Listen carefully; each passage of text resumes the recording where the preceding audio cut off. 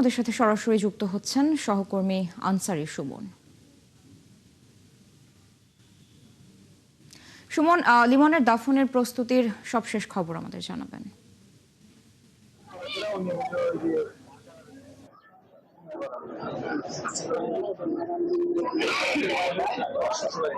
ধন্যবাদ সারা।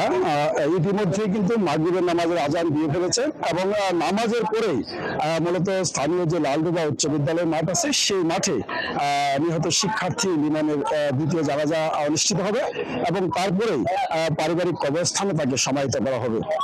আমি এই মুহূর্তে নিহত লিমনের যে পৈতৃক বাড়ি জামালপুরের মাদারগঞ্জে সেই বাড়িতে অবস্থান করছি।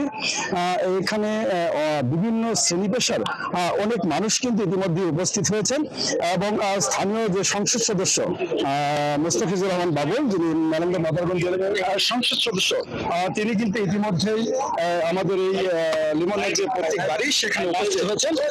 আমরা একটু সরাসরি তার কাছে জানতে চাইবো যে এই হত্যাকাণ্ডের বিষয়ে তিনি ব্যক্তিগতভাবে কতটা দুঃখিত হয়েছেন এবং এই বিষয়ে উনি কি ধরনের পদক্ষেপ নিচ্ছেন। কেবল আমি না, কেবল এই পরিবার না, কেবল এই এলাকার মানুষ না, কেবল এই অঞ্চলের মানুষ না, গোটা দেশ শোকাহত, গোটা দেশ মর্মাহত এই নিষ্ঠুর মৃত্যু সংবাদে। আমরা আমাদের এই প্রিয় সন্তানকে, এই মেধাবী সন্তানকে আমরা এভাবে বিদায় দেওয়ার জন্য একেবারেই প্রস্তুত ছিলাম না। বাট আমাদের দুর্ভাগ্য যে আজকে আমরা আমাদের এই প্রিয় কৃতি মেধাবী সন্তানকে আর কতক্ষণ পরেই আমরা বিদায় জানাবো, সেই প্রস্তুতি নিয়ে আমরা বসে আছি।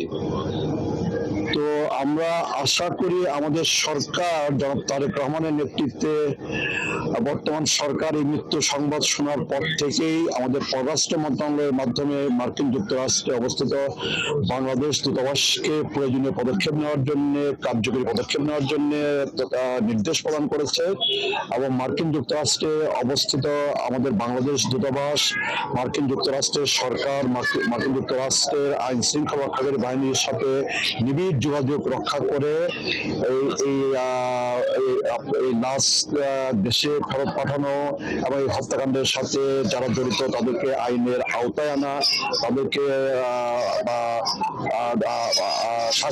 শাস্তির আওতায় আনার জন্য। ধন্যবাদ যুক্ত হওয়ার জন্য। দর্শক, আমাদের সাথে যুক্ত ছিলেন সহকর্মী আনসারী সুমন। যুক্তরাষ্ট্রে নিহত শিক্ষার্থী লিমনের দাফনের প্রস্তুতির সবশেষ খবরাখবর তিনি আমাদের জানাচ্ছিলেন।